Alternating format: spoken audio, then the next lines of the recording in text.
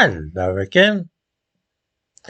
Those viewers who could bear to listen all the way through to Keir Starmer's speech yesterday about the steps he is planning to take to restrict our freedom and right to move about the country as we wish might have heard him mention Muslims.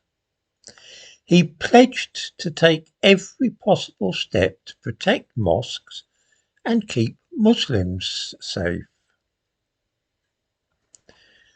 One might have gained the impression from what he said that Muslims had been attacked or even killed by these far-right thugs that he was going on about. How many Muslims do you think have actually been killed by right-wing British people? Well, the answer is, as far as we know, none at all.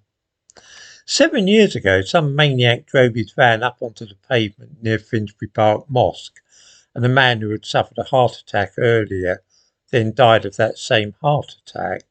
That's the only death of a Muslim even vaguely connected with a right-wing action. And it was, as I say, 7 years ago. On the other hand, what about the deaths of non-Muslim British people following attacks by Muslims? Now there we can be more definite because there have been an awful lot of them.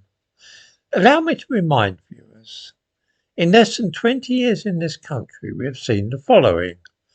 In July 2005, 52 people were killed by Muslim bombers on tube trains and buses in London. In May 2013, soldier Lee Rigby was hacked to death by 2 Muslims. In March 2017, 4 people, one of them a policeman, were killed by a Muslim on Westminster Bridge. That same month, a Muslim killed 22 people at a pop concert in Manchester.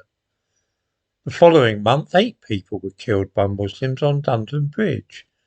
In November 2019, 2 people were killed by a Muslim on London Bridge. In June 2020, a Muslim killed 3 people in Reading.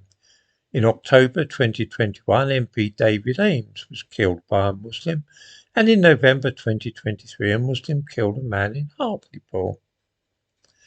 So, no Muslims have been killed by right-wing attackers. But on the other hand, 94 people have been killed by religiously motivated Muslims using bombs, knives and cars. And yet, the Prime Minister is only concerned about protecting Muslims from us. I'm not, of course, suggesting that all Muslims are killers or dangerous, merely that looking at the last couple of decades, they seem to have killed more people than far-right fanatics. It is, however, the far-right who are to be targeted. Let's just remind ourselves that both being Muslim and being right-wing politically are choices which we can all of us make. These are points of view which people choose. It seems that choosing to be right-wing does not really represent any threat to Muslims, though. Choosing, on the other hand, to be Muslim does seem to have a bad effect on some people and cause them to commit murder. If the Prime Minister is going to offer protection, I would think that it makes more sense for him to promise to protect us from militant Islamists who might be minded to run us over or blow us up. This does not, however, appear to be a priority for him. Keir Starmer is turning out to be a really, really awful Prime Minister.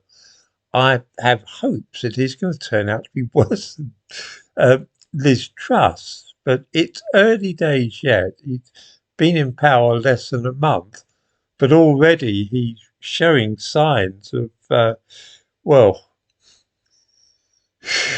A, being a potential dictator if he thinks he can get away with it, and B, being very, very illogical.